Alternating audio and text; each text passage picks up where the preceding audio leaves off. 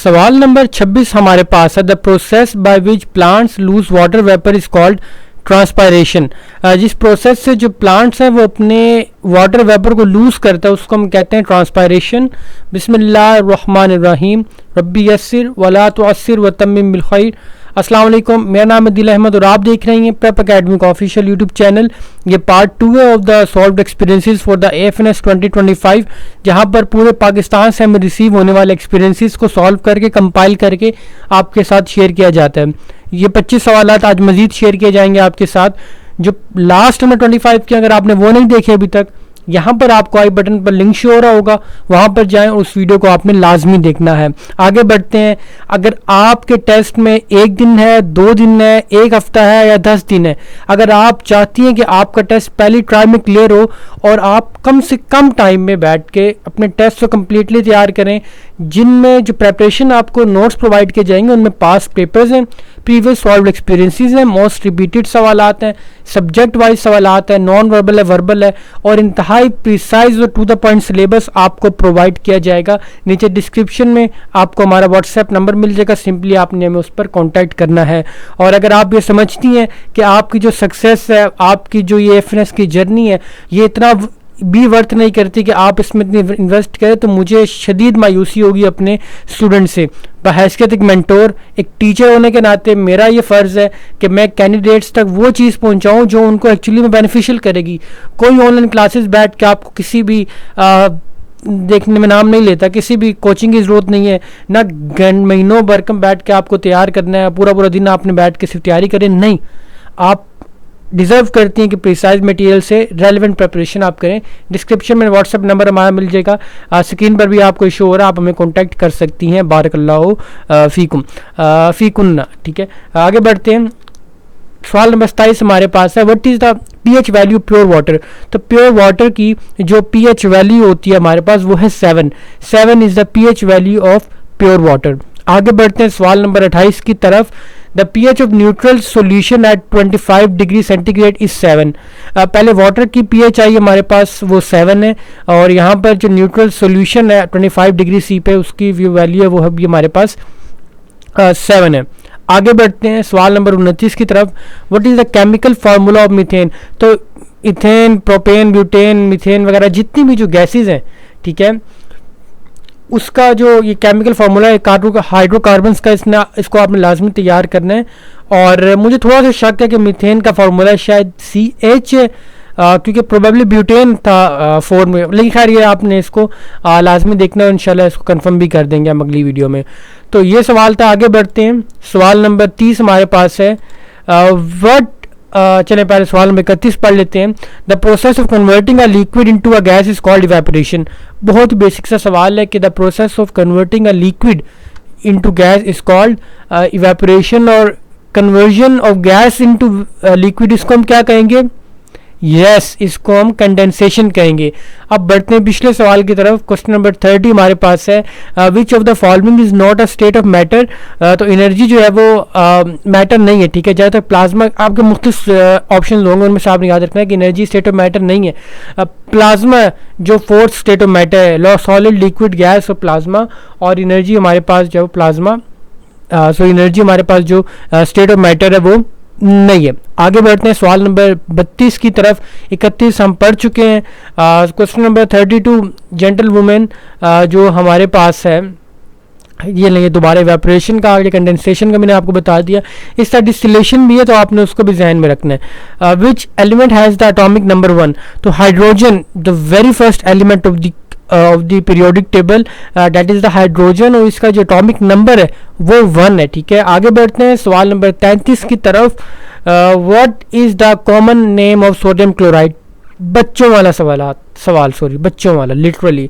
और NaCl बचपन से पढ़ते आए हैं, यानी कि 9वीं 10वीं से बचपन, क्योंकि जाहिर बात है when you come to university, so your 9th 8th become like your बचपन, right.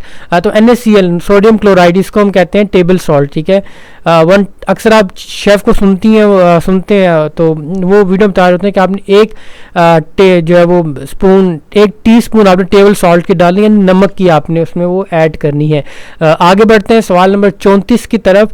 Which gas gas is responsible for the acid rain. तो सल्फर डाइऑक्साइड की वजह से यानी कि ये रिस्पॉन्सिबल है किसके लिए, फॉर द एसिड रेन। जो सल्फर डाइऑक्साइड है वो रिस्पॉन्सिबल है। आगे बढ़ते हैं सवाल नंबर 35 की तरफ। The chemical symbol for gold is, gold के लिए AU हम इस्तेमाल करते हैं, सिल्वर के लिए हम क्या करते हैं, जी AG गालिबन, अगर मैं गलत नहीं हूँ, ठीक है। कॉपर के लिए हम करते हैं। खैर ये आप कोशिश क्या करें कि सवाल से सवाल निकलते हैं और फिर आपको मुख्तलिफ जावियों से उसके जवाब दिए जाते हैं, तो उसको आपने रजिस्टर में, मुझे उम्मीद है कि मेरे स्टूडेंट्स उसको लिख रही होंगी, राइट। पास्कल किसका यूनिट है, प्रेशर। प्रेशर को किस यूनिट में हम फाइंड करते हैं, पास्कल के उसमें, ठीक है। आगे बढ़ते हैं सवाल नंबर 37 की तरफ। विच of the following is a halogen. तो जो ग्रुप 17 के जो एलिमेंट हैं, ठीक है, क्लोरीन, ब्रोमीन, फ्लोरीन और आयोडीन के जितने भी एलिमेंट्स हैं, फ्लोरीन भी इसमें आता है, 7 या 8 है, मैं जहन में नहीं है exact numbers, because it's been more than months कि मैंने इसको देखा था। तो खैर ये क्लोरीन जो है वो हमारे पास हैलोजन है। ये आपको मुख्तलिफ ऑप्शन होंगे, आपने उसमें से इसको सिलेक्ट करना है। बाकी सवालात के जो आंसर होते हैं हम उसको खुद ही बाहर निकाल देते हैं ताकि टाइम ज़्यादा कंज्यूम ना हो। अगेन बच्चों वाला सवाल कि the chemical formula of water. तो केमिकल फार्मूला ऑफ वाटर हमारे पास क्या है, H2O। The chemical formula water is hydrogen dioxide. आगे बढ़ते हैं, what is the SI unit of force. देखें आपको याद होगा हमने 550 सवालात को आपको कवर करवाया, ठीक है। और ये जो SI यूनिट है हमारे पास, ये हमने डिटेल से SI यूनिट्स को आपको कवर करवाया क्योंकि हमें पता है ये लाजमी है, मोस्ट इंपॉर्टेंट रिपीटेड सवालात में से एक है, इनसे सवालात बनते हैं आते हैं। तो न्यूटन जो है वो फोर्स का यूनिट है, न्यूटन। आगे बढ़ते हैं, अगला सवाल हमारे पास है, which law states that every reaction has an equal and opposite reaction. Newton third law. Newton का थर्ड लॉ कहता है कि हर एक्शन का एक इक्वल और ऑपोजिट रिएक्शन होता है। मुझे याद है कि जब हम 9वीं 10वीं में थे, तो जब हम टीचर से पढ़ते तो हम मिसाल टीचर ने शेयर की कि अगर कोई आपको स्लैप करते हैं, यानी कि कहा था मैं आपको स्लैप करती हूँ, तो आप मतलब मुझे बताएं ये तो एक्शन है, इसका रिएक्शन क्या होगा। तो इसका रिएक्शन ये नहीं है कि आप बदले में उसको थप्पड़ मार देंगे, नहीं, इसका रिएक्शन ये होगा कि आपका जिस्म लाल हो जाएगा, ये रिएक्शन है, ठीक है। तो खैर ये छोटा सा ना लाइटर नोट ये बात थी, तो सोचा कि आपसे ये भी शेयर करें। सवाल नंबर 41 हमारे पास है, what is the unit of electrical resistance. खैर ये इलेक्ट्रिकल ज़्यादा ही कुछ कैंडिडेट्स इसमें चीज़ें ऐड करते हैं। सिंपल रेजिस्टेंस का यूनिट हमारे पास क्या है, SI यूनिट, वो हमारे पास है ओहम, ठीक है। सवाल नंबर 42 हमारे पास है, which type of lens is use to correct myopia. तो मायोपिया जो है वो नियर साइटेडनेस है, और नियर साइटेडनेस को किससे हम ट्रीट करते हैं, कनकेव लेंस से। लेंसेज के 2 टाइप्स हैं, कनकेव लेंस है और कन्वेक्स लेंस है। इसको स्पून की मदद से, उम्मीद है कि आपने वो मिसाल पढ़ी होगी जब आपने इसको 9वीं 10वीं में, मुझे याद है इनमें देखा होगा। फ्रीक्वेंसी का यूनिट क्या है, the SI unit of frequency is hertz, hertz, ठीक है, हर्ट्ज नहीं है, हर्ट्ज है, ठीक है, HZ से इसको डिनोट किया जाता है। आगे बढ़ते हैं सवाल नंबर 44 की तरफ कि विच of the following is a strong acid. तो हाइड्रोक्लोरिक एसिड जो है वो स्ट्रॉन्ग एसिड है, HCl जो है वो स्ट्रॉन्ग एसिड है। आगे बढ़ते हैं सवाल नंबर 45 की तरफ, what is the valency of carbon in methane. तो कार्बन CH4 है, यानी कि 4 कोवलेंट बॉन्ड बनती हैं। बेसिकली ये बच्चों वाला, सॉरी मैं बार बच्चा इस्तेमाल कर रहा हूँ, और क्योंकि डेफिनेटली अब वो हमारा लेवल बड़ा हो चुका है, आप भी FSC क्लियर कर चुकी हैं और मैं near to complete my university. खैर ये आप देखें, CH4 कोवलेंट बॉन्ड बना सकता है कार्बन, और 4 एक हाइड्रोजन उसमें से आता है, और ये हाइड्रोकार्बन्स का फॉर्मूला है। सवाल नंबर 46 हमारे पास है, the hardest natural substance on earth is diamond. क्यों डायमंड है, क्योंकि कार्बन में सबसे ज्यादा बॉन्ड जो है वो स्ट्रॉन्ग होती हैं, तो कार्बन का जो एलोट्रोप है वो है डायमंड। सवाल नंबर 47 हमारे पास है, विच of the following is green house gas. तो कार्बन डाइऑक्साइड जो है वो ग्रीन हाउस गैस है, कार्बन डाइऑक्साइड। आगे बढ़ते हैं, जो सवाल नंबर 48 हमारे पास है, the process of rusting involve the reaction of iron with.